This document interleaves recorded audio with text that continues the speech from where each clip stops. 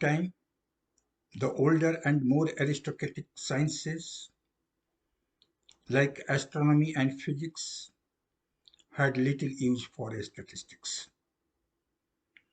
Radioactivity was not yet discovered. The foundation of physical sciences seemed secured and untroubled. The notion of a statistical law of nature would have been absurdity to the scientists of the 19th century. But today, this situation has changed. In modern astronomy, we find many examples of statistics at work.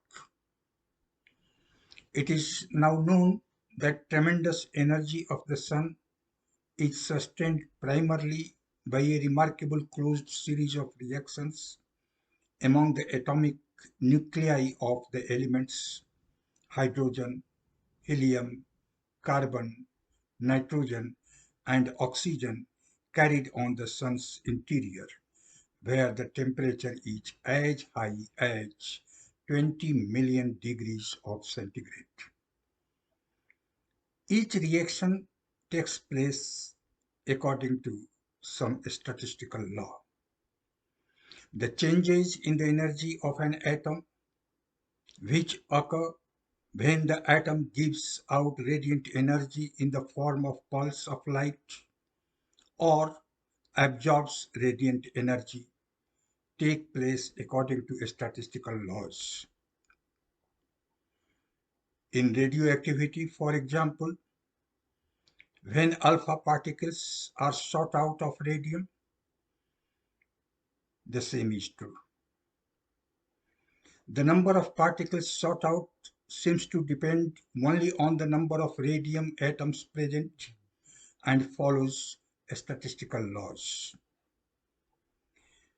Everywhere we find inconceivable numbers of elementary particles, protons, electrons, neutrons, and so on, rushing about the mad speed in apparent disorder, but actually, in some way or other, responding to the slow and orderly dictates of statistical laws. In this way, statistics plays a major role in physics, and majority of physicists now believe that statistics, after all, is the invention of nature, not the invention of man only. Statistical techniques are used in physics to have conceptual link between the macroscopic view and microscopic view. The statistical distribution of the velocities of the particles and their energies are obtained. The relationship between the macroscopically observable quantities such as pressure, volume, and temperature, and the molecular level energies and velocities of individual particles which make up the gas is studied. The distribution of particles at different energy levels as a function of temperature are used through Maxwell-Boltzmann statistics. In quantum physics, statistics plays an important role. The application of statistics to this field provides fascinating results. Earlier, many scientists, including Einstein, had shown their reluctance towards replacing deterministic laws by statistical laws. In his letter to Max Born, Einstein writes, You believe in God who plays dice, and I in complete law and order in a world which objectively exists and which I, in a wildly speculative way, am trying to capture. I firmly believe, but hope, that someone will discover a more realistic way, or rather a more tangible basis than it has been my lot to do. Even the great initial success of quantum theory does not make me believe in the fundamental dice game, although I am well aware that your younger colleagues interpret this as a consequence of senility.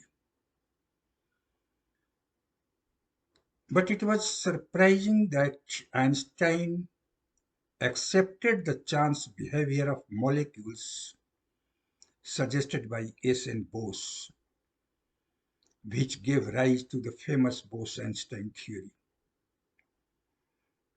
The Bose-Einstein statistics, which are relatively more heard of in quantum physics, help to have the statistical analysis of bosons.